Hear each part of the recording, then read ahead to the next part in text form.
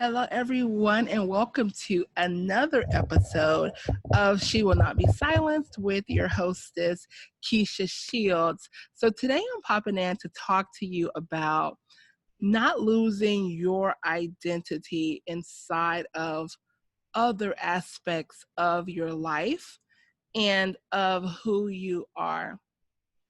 I just got off of a live podcast that I was a guest on, and we were talking about, leadership and the importance of finding your voice and not being silenced, at work or wherever for that matter. And after the fact, the host and I started talking about how they were navigating some type of family circumstance. I believe in respecting people's stories and privacy, so I'm not going to go into the specifics. However, we were talking about navigating some circumstances in their family life with one of their adult children. And we kind of talked about, it's basically about activism and getting involved, in causes that are really important to us and what we're navigating. And then I started talking about how I did that for a very long time. Like, I got involved, heavily involved, at the legislative level, policy level, speaking at the national human rights and conventions and lobbying, doing lobby assisting, like all types of things for a long, long, long, long time. And when I say long time, like for me, I'm talking about almost 15 years of doing it full time, aside from working full time. And I talked about how doing that, although it gave me a chance to give a voice to people who didn't have the capabilities to have a platform, that I actually ended up losing my own voice and myself in the process because I was so focused on helping to accomplish the goals, to changing the laws, to giving a voice to people who didn't have one that could easily be accessible, or whatever the reason was, wanting my family dynamic to change, to shift, because it was affected by the laws. And I lost myself in that process. I started to shrink my voice because I was worried that the stigmas and stereotypes would have a negative impact and implication on me. And that's why I really started to immerse myself into understanding about how stereotypes and stigmas can impact the women who are truly on a charge to change the world. And I wanted to tell you that if you are someone who is really into activism or advocacy, whether it's because of a personal need, maybe your family is affected, maybe it's something that affects you, your children, people you know, or whether it's just because out of the goodwill and good naturedness that you bring, that you want to see change in those ways. Be mindful to be aware of when it comes to a point that you're starting to actually lose your identity. And let me tell you what I mean by that. You may be becoming very popular and within that world of activism or leadership and advocacy, or input, fill in whatever blank that is for you. However, if you're starting to notice that that is becoming your identity, I really urge you to take a stop and pull back. You are a person with a variety, a multitude of identities. When you're starting to have a dominant identity that is surrounded by the need to help others, you have to be really careful because you start to chart into danger territory with really losing yourself, getting lost in the sauce yourself, being a martyr.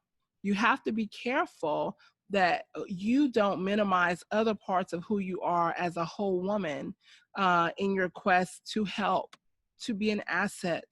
Please, please, please be mindful that you don't lose yourself.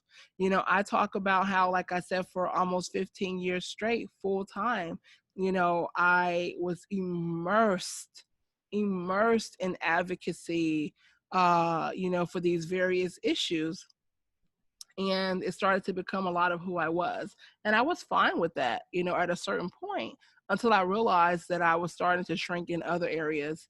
And that was something that was very unfortunate for me, and something that did not work well for me, that I personally needed to shift in my life.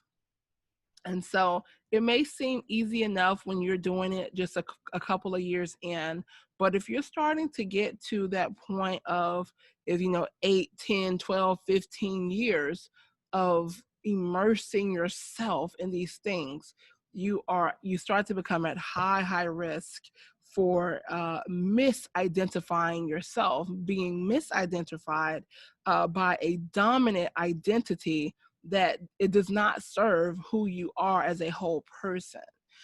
So just be mindful, be aware of that. Have you ever found yourself in that predicament where before you knew it, you had become like one thing to most people, or something like that? If you have, I would love for you to send an email to support@KeishaShields.com, or comment under this if you see this on social media, and let me know, like, has that ever happened to you? Is that something that you're worried about navigating? Don't lose yourself in the advocacy.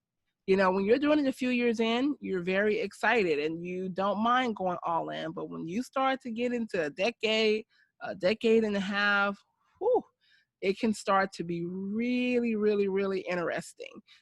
So I want to make sure that you hear me. Take it from someone who has walked that and had to navigate that for herself. You are a multitude of bliss. You are dynamic and spectacular. You are a whole person who brings a lot to every table, every room, every space that you enter. I want people to see you for all of who you are, not put you in a box because of an identity that they see from you more than the others, unless that's one that you prefer them to see you as more than the other. If it's a conscious decision, I am rooting for you, but be mindful to not shrink other parts of your life, other aspects of who you are, unintentionally, just because you're now just head down to the ground. You're just moving and making, and you're doing all the things, and then you look up 15 years later and you're like, hold on, wait a minute, do I even recognize myself? Do I have other aspects of me in my life other than this? So I just wanted to come in and share that with you, and just tell you that I want you to have the courage and the confidence to pull back when you need to. Pull back does not have to mean giving up, right? Throwing in the towel. No. Pull back. Take a step back. Think of it as like taking a breath. Take a breath and think about, is this all of who I am, or is there more to me? And if there is more to you, don't forget to bring the elements of she out so that others can see as well. Don't let people box you into one singular identity. Be multifaceted, be you, but be careful, all right, of losing yourself, because you don't want to do that. I don't want to see that happen to you. The good thing is that there's hope on the other side once you realize it, once you recognize it. But you will be best served serving others, helping others, when you can be fully all aspects of who you are at a time. And when I say all aspects of who you are, I'm referring to appropriateness.